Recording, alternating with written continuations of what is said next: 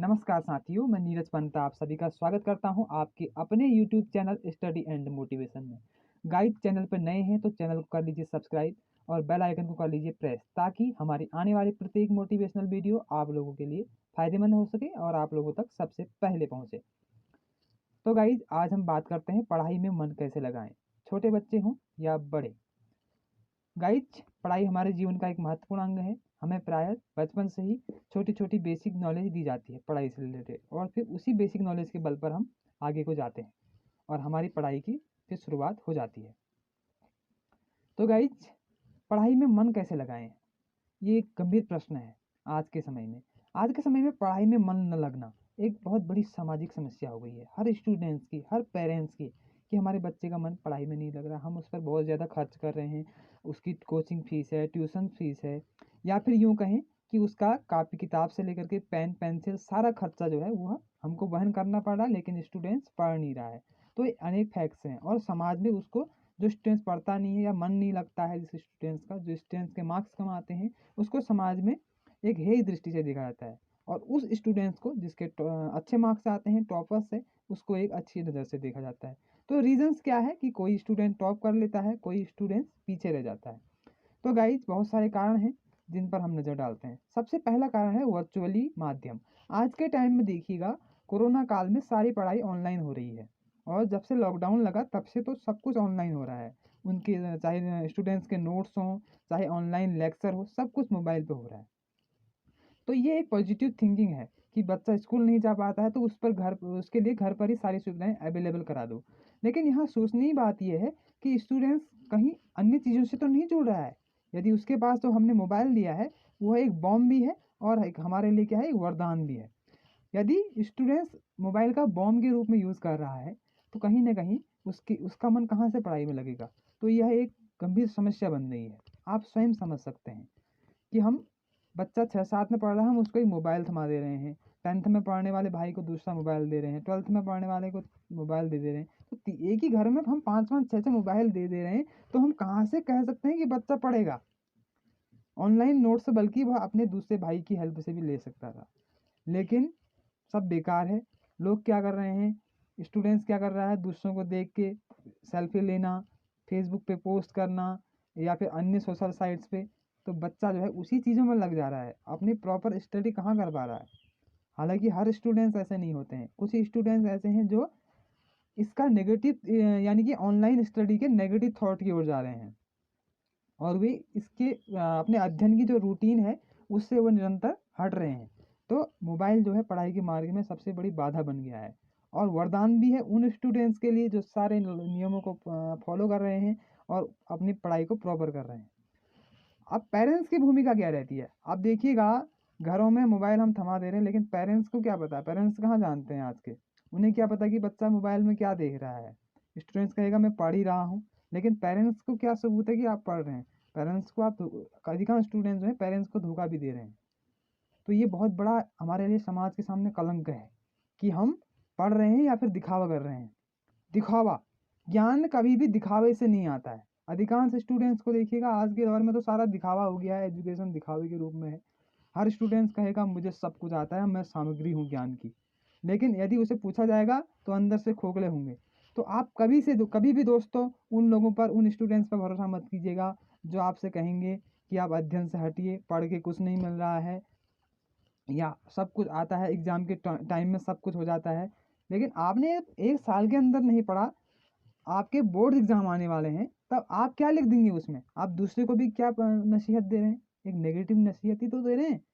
आपके पास धन है, आपको धन का अभिमान हो सकता है कि मुझे क्या करना है, मेरे पास तो प्रॉपर्टी। अधिकांश स्टूडेंट्स को दिखाता है जो संपन्न होते हैं, साधन संपन्न, वो कहेंगे कि पढ़ के क्या करना है, नौकरी तो नहीं लगनी है, वैसे भी हमारे पास तो खाने के लिए है ही। तो ऐसे नेगेटिव थिंकिंग जो है वो दूसरे स्टूडेंट्स को भी दे देते हैं, तो वो स्टूडेंट्स भी पढ़ाई से वंचित रह जाते हैं, और वो भी उसी की देखा देखी करने लग जाते हैं। उन्होंने कहा तू थोड़ी देर गेम खेल ले, तू थोड़ी देर मेरे साथ चैटिंग कर ले, क्या करना है पढ़ाई करके।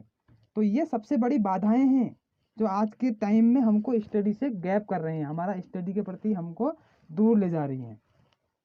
तो हम उसी की बात को आत्मसात कर लेते हैं, यार ठीक ही कह रहा है भाई, तू पढ़ के कोई फ़ायदा है नहीं। तो ऐसी चीज़ें हैं, थिंकिंग हैं, जिनसे हमको बचना होगा। वही व्यक्ति करता है जो स्वयं सक्षम नहीं है, ज्ञान के प्रति अवेयरनेस नहीं है जिसके अंदर। तो आप उन लोगों की बातों पर मत आइए कि नौकरी मिलना ही पढ़ाई का उद्देश्य है और नौकरी मिल नहीं रही है। आप तैयारी कीजिए, पढ़िए। आप जब पढ़ेंगे आप एलिजिबल होंगे तभी तो नौकरी मिलेगी। और पढ़ाई को कभी भी नौकरी की दृष्टि से मत देखिएगा। जहाँ से आपके मन में लालच आ जाएगा, आपके अंदर लोभ माया आएगी, उस दिन से आपका जो ज्ञान का मार्ग है, आपका जो ज्ञान का चक्षु है, ज्ञान के चक्षु बंद होने लग जाते हैं। जब आप धन को अधिक महत्व देते हो, ज्ञान को नहीं। तो ज्ञान जो है धन से उत्तम है। धन की तो आपको रक्षा करनी होती है, लेकिन ज्ञान स्वयं आपकी रक्षा करता है। तो इसलिए आप धन का अभिमान मत कीजिए और धन को लेकर पढ़ाई मत कीजिए कि मुझे कुछ मिलेगा। आप इसलिए पढ़ाई कीजिए कि आपको यह लगे कि हम जीवन में कुछ ना कुछ समाज को दे पाएंगे, एक सम्मानजनक जीवन जी पाएंगे।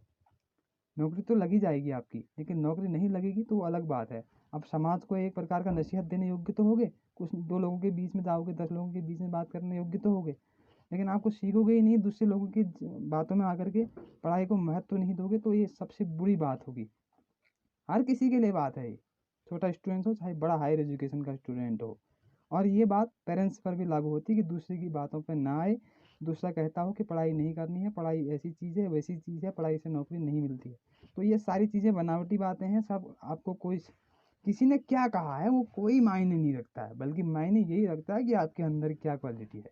आप किसी भी क्षेत्र में आगे हो सकते हो, आपके अंदर एक ना एक स्किल होनी चाहिए, एक ना एक नॉलेज होनी चाहिए। मेरे कहने का आशय यह है।